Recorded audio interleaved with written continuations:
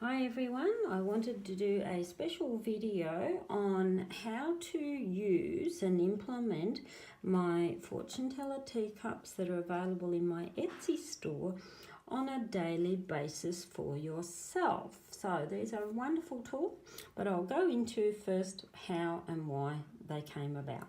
So fortune teller teacups, they were something during the late 1800s to up until about the 60s, 70s, and I think there's still some around the 70s, 80s called a Melrose cup.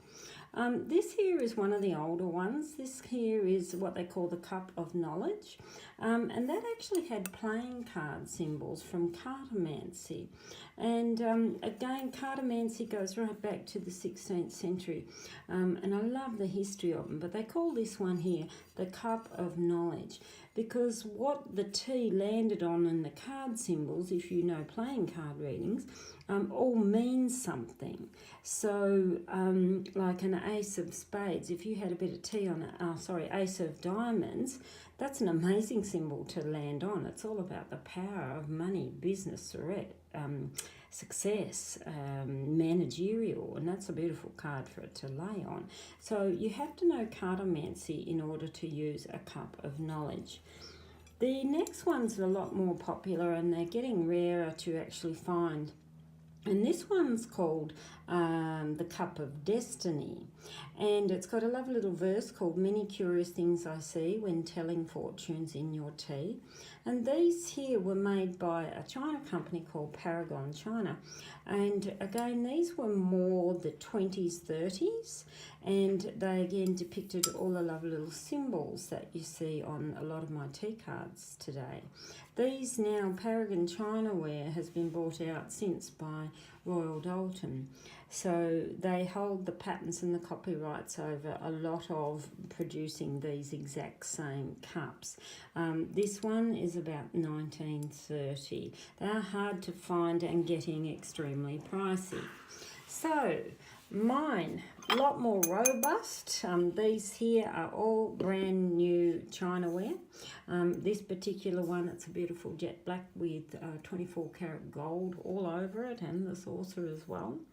I have put in here 32 tea symbols.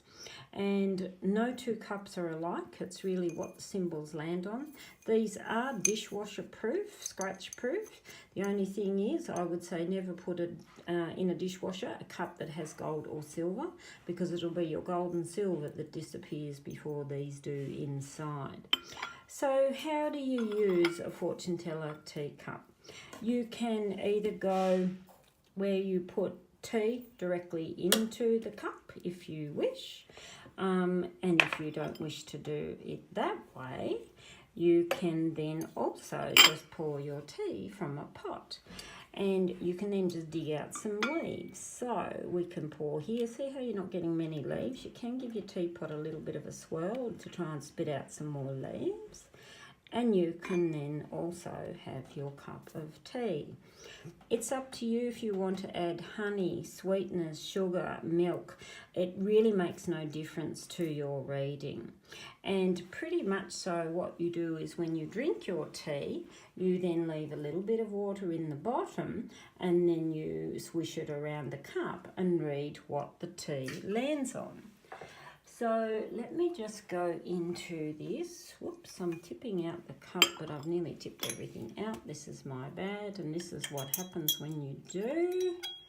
And I need to pull out some more leaves. Not going to. I haven't got enough tea in my pot. So swirl, tip out a bit more. Want some leaves. Okay, you don't need too many. So let me just actually tip that into a cup more gently. So this is roughly how much tea or water you would need in the bottom. So you can swirl your tea, do it a little bit slowly and slowly tip, and we let the cup drain. And then what we do is we have our intention set when you are drinking it. So that's very important, is as you drink the tea, have your intention set on what is it you want to know about. Fortune teller cups are great if you want that daily read. A lot of people who have purchased these do so first thing in the morning. And so we then just go into the cup. And we then read the tea symbols of what they land on. Now see here, this piece of leaf hasn't landed on anything. And when it is in a cross section there, I would actually look at these three symbols together. So you would open your little booklet and say, okay, what's the tall tree, what's the horse and rider, and what's the rose? Those I can tell you because I know what the symbols mean, would tell me there may be an interesting or passionate conversation to do with family matters. You then have a little bit of tea here touching the clouds. It means confusion, what is going on. You've also got a tiny little bit of tea here on the head of the snake.